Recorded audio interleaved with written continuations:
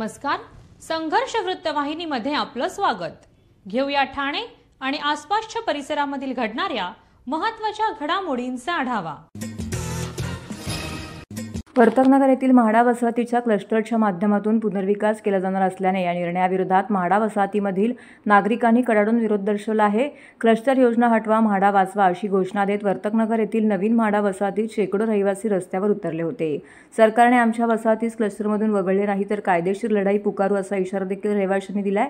ठाणे शहरातील वर्तकनगर, पवारनगर, भीमनगर परिसरात म्हाडाच्या जमिनी आहेत. या जमिनीवरती म्हाडाने बैठा तसेच इमारतींच्या माध्यमातून वसाहती उभ्या केल्या आहेत. या वसाहती जुन्या असून येथील परिसराचा ठाणे महापालिकेने 49 नागरी पुनरुत्थान आराखड्यांमध्ये समावेश केला होता. तेथील जमिनी म्हाडाच्या मालकीच्या असल्याने महापालिकेला या ठिकाणी क्लस्टर योजना राबवणे शक्य होणार नाही. त्यामुळे महापालिकेने येथील 49.35 एकर इतकी जागा भाडेतत्त्वावर देण्याकरिता म्हाडाकडे ना हरकत प्रमाणपत्र मागितलं होतं. परंतु क्लस्टर योजनेस आता म्हाडा वसाहतीतील रहिवाशांनी विरोध करण्यास सुरू केलेले आहे. ही म्हाडा वसाहत 30 वर्ष जुनी आहे.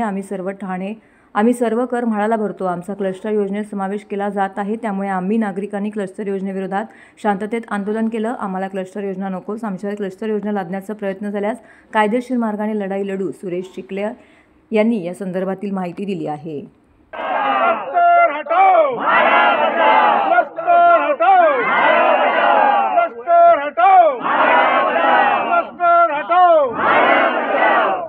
साईनाथ वर्तकनगर सायन्स सर्व सभासद आणि नवीन म्हाडा वसाहतीतील रहिवासी आपल्याला आपल्या हक्कासाठी शांततेच्या मार्गाने करायचं आहे हे सगळ्यांना समजून घ्यायचं आहे.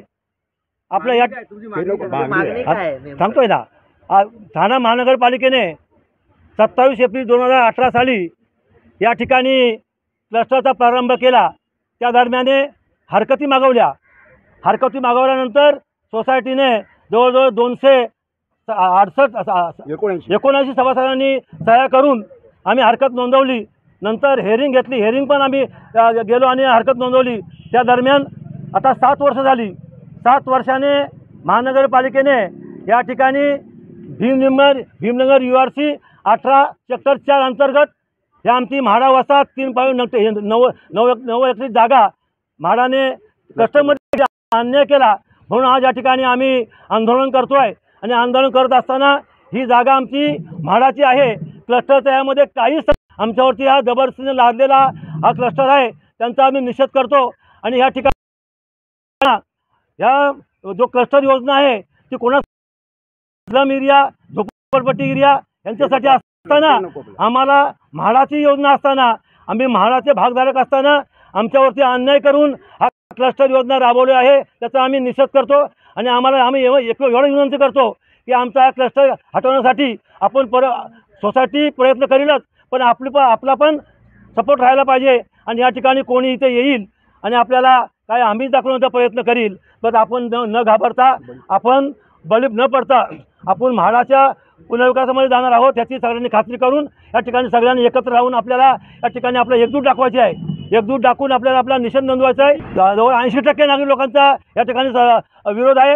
जो 388 लोकांपैकी 80% लोकांचा विरोध आहे. या ठिकाणी आमची मागणी आहे का आम्हाला क्लस्टर नको आहे. आम्हाला आमची म्हाडाची योजना आहे, म्हाडाची जे योजना आहे तीच आम्हाला पाहिजे, तीच आम्हाला सोयीस्कर आहे. त्यासाठी आम्ही हे आंदोलन करतोय. मागणी पूर्ण नाही झाली तर सरकार दरबारी जे आम्हाला काय करायचं आहे, कोर्ट असेल, कचेरी असतील, त्या मागणीतून आम्ही त्याचा निषेध करून आम्ही काम चालू करू. ठाणे महानगरपालिकेचे मालमत्ता कर म्हणजेच प्रॉपर्टी टॅक्स भरण्याचे आवाहन. सन 2022-23 या आर्थिक वर्षाचे मालमत्ता कराचे म्हणजेच प्रॉपर्टी टॅक्सचे बिल ठाणेकर करदात्यांना महापालिकेमार्फत आर्थिक वर्षाच्या सुरुवातीस म्हणजेच माहे एप्रिल 2022 मध्ये देण्यात आलेले आहे. तथापि अद्यापही काही करदात्यांनी मालमत्ता कर महापालिकेकडे जमा केलेला नाही. सध्या आर्थिक वर्षाचा अंतिम टप्पा सुरू झाला आहे. मालमत्ता कर वसुलीसाठी महापालिकेतर्फे कडक कारवाई हाती घेण्यात आली आहे. या अंतर्गत जंगम मालमत्ता, टीव्ही, फ्रीज, वाहन व इतर जप्त करणे तसेच स्थावर मालमत्ता वॉरंट बजावून जप्त करण्यात येत असून मालमत्तेचा जाहीर विक्रीद्वारे लिलाव करून कराची रक्कम वसूल करण्यात येत आहे. मालमत्तेस पाणी पुरवठा करण्यात येणारे नळ संयोजन खंडित करण्यात येत आहेत. त्याचप्रमाणे थकीत मालमत्ता करावर 2% व्याज आकारले जात असल्याने भरावयाची रक्कम वाढत आहे. आपला मालमत्ता कर propertytax.thanecity.gov.in या लिंकद्वारे तसंच गुगल पे, फोन पे, पेटीएम याद्वारे ऑनलाईन पद्धतीने करण्याची सुविधा उपलब्ध करून दिली आहे. शनिवार, रविवार व सार्वजनिक सुट्टीच्या दिवशी नागरिकांना मालमत्ता कर भरणे सोयीचे व्हावे याकरता महापालिकेचे मालमत्ता कर संलग्न कार्यालय या दिवशी कार्यान्वित ठेवण्यात आलेले आहे. तरी मालमत्ता कर वसुलीची अप्रिय कारवाई टाळण्याच्या दृष्टिकोनातून मालमत्ता कर भरून महापालिकेस सहकार्य करावे. धन्यवाद. ठाण्याचे आमदार संजय केळकर यांच्या जनसेवकाचा जनसंवाद या उपक्रमाला नागरिकांचा उदंड प्रतिसाद मिळत आहे. तक्रारींचा पाऊस पडत आहे. शुक्रवारी या उपक्रमांतर्गत शेकडो नागरिकांनी आमदार संजय केळकर यांची खोपट येथील कार्यालयामध्ये भेट घेतली. यावेळी तक्रारींची 62 निवेदनं प्राप्त झाली. महापालिका संबंधित महानगर गॅस संदर्भात फेरीवाले, अतिक्रमण, अनधिकृत बांधकामं, फसवणूक अशा विविध विषयांवरील निवेदनं आमदार केळकर यांना देण्यात आली. यावेळी खोपट कार्यालयात ठाणे जिल्हा हाऊसिंग फेडरेशनचे अध्यक्ष सीताराम राणे, माजी नगरसेवक नारायण पवार, मनोहर डोंबरे, दीपक जाधव, सुरेश कांबळे, ओमकार चव्हाण, राजेश घाडे, संतोष साळुंखे उपस्थित होते. या जनसंवाद उपक्रमांतर्गत आमदार केळकर यांना पनवेल, मुलुंड, घाटकोपर, दादर, साकीनाका, चेंबूर, बोरिवली इत्यादी भागातून घरांसाठी फसवणूक झालेले नागरिक भेटण्यासाठी आले होते. या सर्वांची सबसे सस्ता सबसे अच्छा स्लोगनवर सी लिंक प्रॉपर्टीने घोर फसवणूक केली आहे. सी लिंक प्रॉपर्टीने नागरिकांशी खोटा ॲग्रीमेंट केला आहे. लोकांचे चेक बाउन्स आले आहेत. त्याबाबत आमदार केळकर यांची फसवणूकदारांनी घरांसाठी गुंतवलेले पैसे परत मिळावे याकरिता भेट घेऊन निवेदन देखील दिलं आहे. आज आमच्या या कार्यालयात जनसंवाद उपक्रमाच्या अंतर्गत माझ्याकडे बोरिवली, दादर, मुलुंड, घाटकोपर या भागातले फसगत झालेले नागरिक आले होते. आताही आहेत. ते गरीब कष्ट करून पैसे कमवतो आणि कुठेतरी आपलं घरकुल व्हावं याच्याकरता खोट्या जाहिराती आणि निरनिराळ्या खोट्या प्रकारची माहितीच्या आधारावर तो बिचारा घर बुक करतो आणि नंतर त्याच्या लक्षात येतं की आपली घोर फसवणूक झालेली आहे. हा तोच प्रकार आहे की याच्यामध्ये बघा, निरनिराळ्या नावावर हे बुकिंग घेतात की आम्ही तुम्हाला घरकुल देऊ, पैसे घेतले जातात आणि वर्षानुवर्ष, आता काहींचं 2-2, 3-3, 5-5 वर्ष पैसे दिलेत आणि ते पैसे देखील माझ्याकडे तर एक कचरा वेचक महिला देखील या ठिकाणी आली होती की तिने आपल्या आजूबाजूच्या लोकांकडनं, नातेवाईकांकडनं पैसे जमा करून त्या ठिकाणी बुकिंग करायला पैसे दिले. हा करोडो रुपयाचा घोटाळा आहे. हजारो लोक याच्यामध्ये अडकलेले आहेत असं प्रायमा फेसी लक्षात येतं आहे आणि याची TV वर देखील जाहिरात दिली जाते असं मला या नागरिकांनी सांगितलं. आणि त्याच्यामुळे फसवणुकीचे प्रकार रिअल इस्टेटमध्ये वाढलेले आहेत. एकीकडे विकासक पण फसवणूक करतो आणि दुसऱ्या बाजूला अशा प्रकारच्या निरनिराळ्या कंपन्यांच्या नावावर सबसे सस्ता सबसे अच्छा, आता गरीब माणूस लगेच त्याच्याकडे अट्रॅक्ट होतो आणि त्यामुळे याचा पूर्ण बंदोबस्त करण्याच्या दृष्टीने पुढच्या काळामध्ये आम्ही ही कारवाई करणार आहोत. ठाण्यामध्ये देवकोपरा या ऑफिसजवळ इन्फ्राटेक नावाची कंपनी आहे. ते मागील 10 वर्षापासून लोकांना इन्व्हेस्टमेंटच्या नावाने 1 BHK, 2 BHK, 1 RKच्या नावाने हे करोडो रुपयाचा फ्रॉड केलेला आहे. त्या विरोधात आम्ही ठाण्याचे आमदार माननीय संजय केळकर साहेबांच्या समोर आपण हा विषय सांगितलेला आहे. कसं निघालं की साहेबांनी सांगितलंय की आता आपल्याकडे 100 पेक्षा जास्त जे लोक आहेत ज्यांचे फसवणूक ह्या कंपनीच्या माध्यमातून झालेले आहे ते आलेले आहेत. साहेबांनी सांगितले की आम्ही पोलिसांच्या माध्यमातून, EOWच्या माध्यमातून किंवा बाकी जे लिगल असेल ते साहेबांच्या मार्गदर्शनाशिवाय होणार आहे. वक्फ सुधारणा कायद्याचे निमित्त करून पश्चिम बंगालमध्ये हिंदूवर होत असलेल्या नरसंहाराविरोधात ठाण्यामध्ये बजरंग दल व विश्व हिंदू परिषद यांनी हिंदू संघटनांनी निदर्शने केली. यावेळी आंदोलन जय श्रीराम, भारत माता की जय अशा घोषणा देत पश्चिम बंगालमध्ये राष्ट्रपती लागवड लागू करण्याची मागणी केली आहे. केंद्र सरकारने वक्फ सुधारणा अधिनियम संसदेत मंजूर केल्यानंतर पश्चिम बंगाल राज्यात हिंदूंवर मोठ्या प्रमाणामध्ये अत्याचार, खुनाच्या घटना वारंवार वाढत आहेत.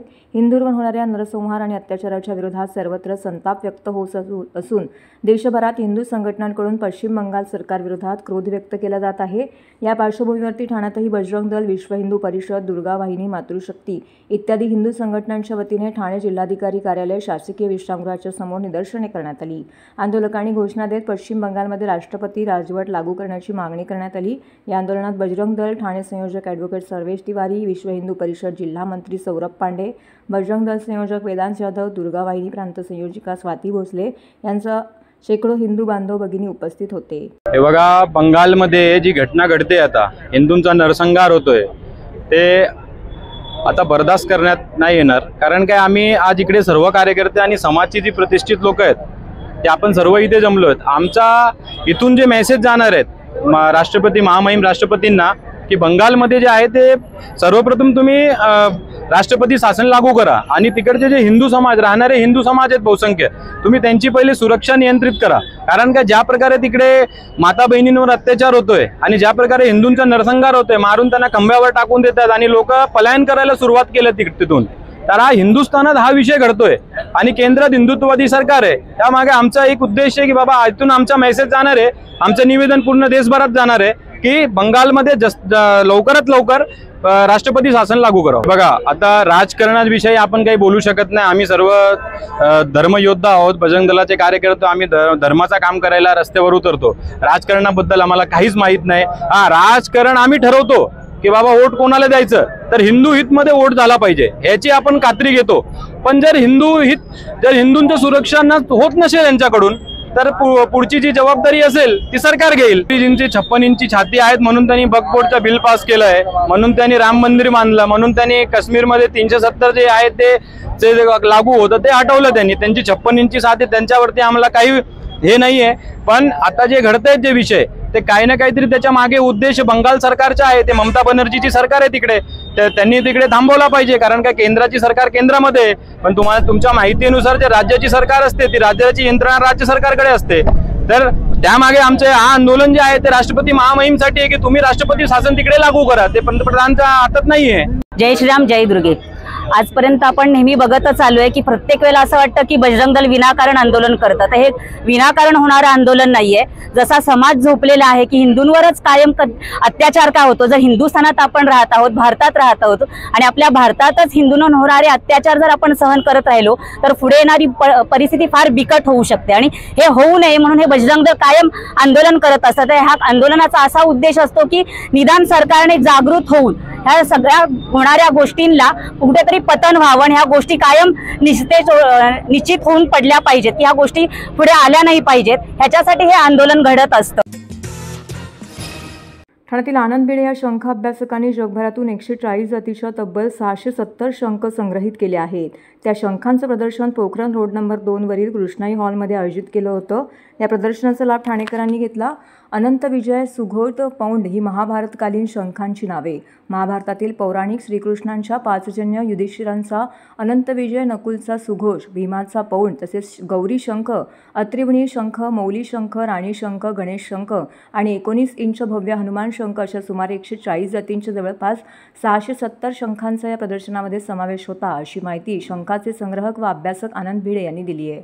भारतीय संस्कृती आणि परंपरेचे संवर्धन करण्यासाठी या प्रदर्शनाचं आयोजन करण्यात आल्याचं भिडे यांनी सांगितलंय. शंख वाजवणे हे आजारांवरती लाभदायी असल्याचंही मत त्यांनी व्यक्त केलं आहे. शंख नियमितपणे वाजवल्यास त्याचा फायदा अनेक आजारांसाठी होतो. तसेच दमा, अस्थमा, जीभजड असलेल्या रुग्णांना शंख वाजवण्याचा लाभ होतो. त्यासोबतच एकाग्र शक्ती वाढवण्यासाठी, रक्ताभिसरण चांगल्या रीतीनं होण्याकरिता शंख फायदेशीर असल्याचं मत भिडे यांनी व्यक्त केलं आहे.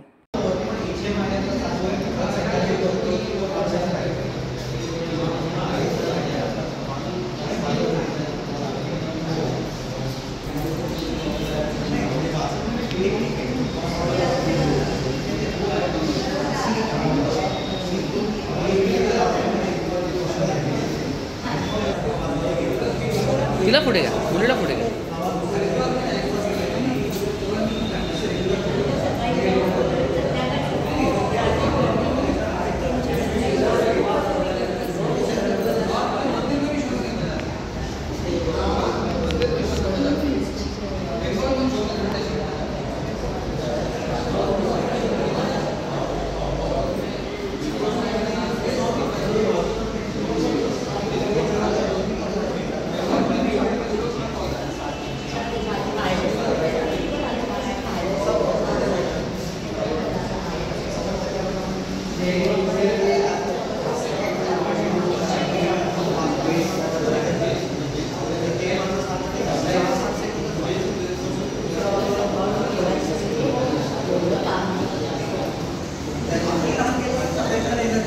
शंखाबद्दलचं टोटल 45,000 जाती आहेत.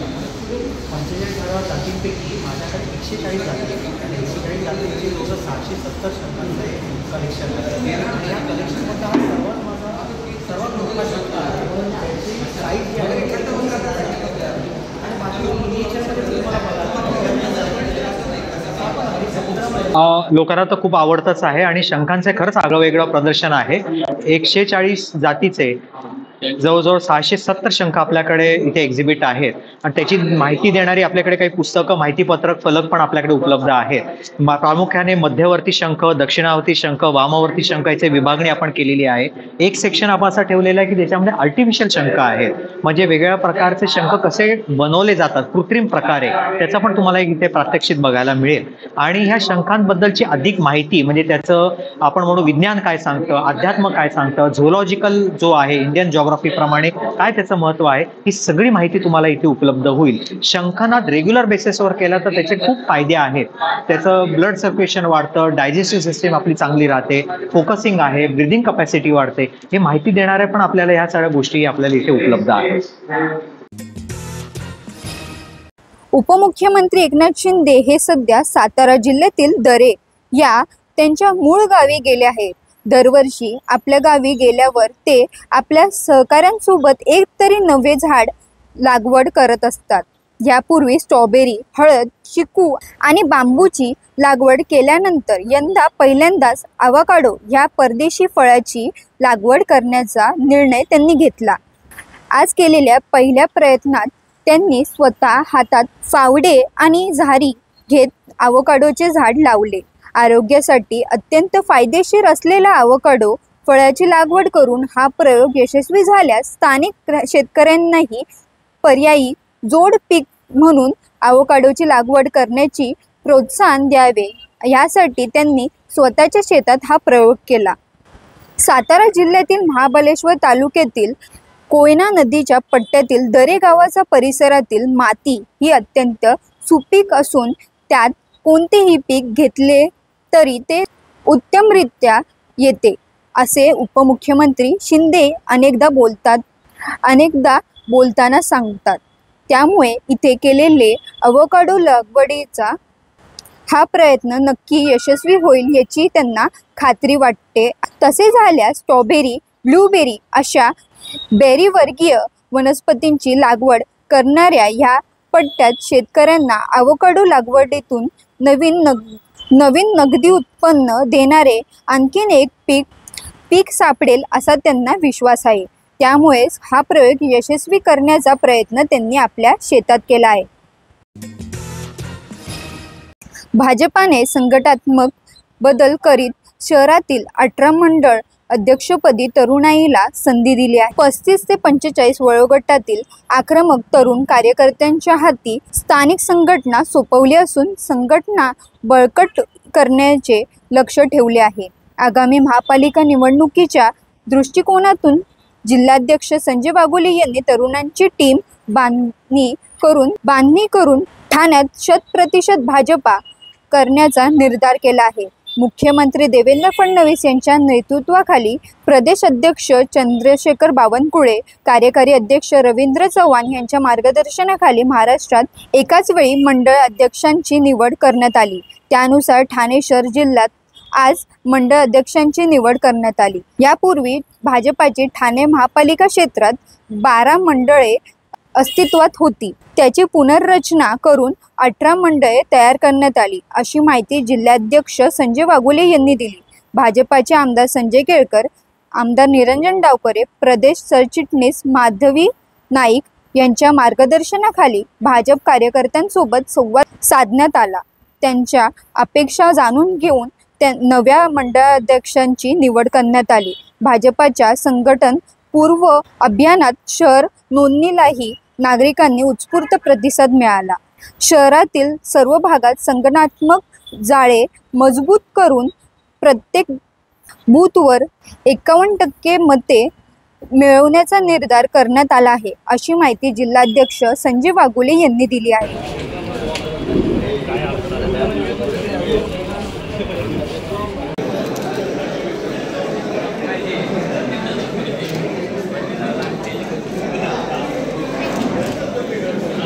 भारतीय जनता पार्टीचं हे संघटन पर्व चालू आहे आणि वर्षानुवर्ष भारतीय जनता पार्टीच्या स्थापनेपासून दर 3 वर्षानंतर अशा प्रकारची सदस्य नोंदणी, सक्रिय सदस्य नोंदणी आणि निरनिराळ्या पदावरच्या निवड हे चालतं. मला सांगायला आनंद वाटतो की एकमेव भारतीय जनता पार्टी अशी असेल की आज संबंध महाराष्ट्रामध्ये तमाम सगळ्या मंडलांच्या मंडल अध्यक्षांची निवड होते. ठाणे जिल्ह्यामध्ये देखील आमचा हा जो ठाणे शहर जिल्हा आहे त्याचे अध्यक्ष संजय वाघुले, तर तेथे 18 मंडल आहेत आणि ही 18च्या 18 मंडलं आज या ठिकाणी मंडल अध्यक्षांच्या सकट त्याची निवड जाहीर होते. आता आम्ही सकाळपासून निरनिराळ्या मंडलामध्ये जातो आहोत आणि त्याच्यामुळे संघटन पर्व हीच आमची संघटन शक्ती आहे आणि ठाणे शहरामध्ये देखील भारतीय जनता पार्टी 100% कडे वाटचाल जी आहे ती या माध्यमातून करते आहे. भारतीय जनता पार्टी शहर जिल्ह्यामध्ये आज महाराष्ट्रामध्ये एकाच वेळेला सर्व मंडळाच्या अध्यक्षांची निवड होते आणि त्याप्रमाणे ठाणे शहर जिल्ह्यामध्ये 18 मंडळ अध्यक्षांची निवड ही सकाळी 10 ते रात्री 8 वाजेपर्यंत होणार आहे. आज नौपाडा मंडळाच्या अध्यक्षपदी रोहित गोसावी यांची या ठिकाणी निवड झालेली आहे आणि त्यामुळे ही एक प्रक्रिया आहे. भारतीय जनता पार्टी 1 जानेवारी 2025 पासून संघटन पर्व चालू झाल्यानंतर महाराष्ट्रामध्ये 1.5 कोटी प्राथमिक सदस्य झाले आणि सर्वात मोठा पक्ष म्हणून भारतीय जनता पार्टी हा महाराष्ट्रामध्ये सत्तेमध्ये आहे आणि त्यामुळे या ठिकाणी आज मंडळाध्यक्षांच्या निवड प्रक्रिया पार पडतात. देशभरामध्ये भारतीय जनता पार्टी हा 1 नंबरचा पक्ष हा झालेला आहे आणि हा आम्हाला सर्वांना अभिमान आहे. तर हे होतं संघर्ष वृत्तवाहिनीचं आजचं बातमीपत्र. उद्या पुन्हा भेटू याच वेळी याच ठिकाणी ताज्या घडामोडींसह. तोपर्यंत नमस्कार.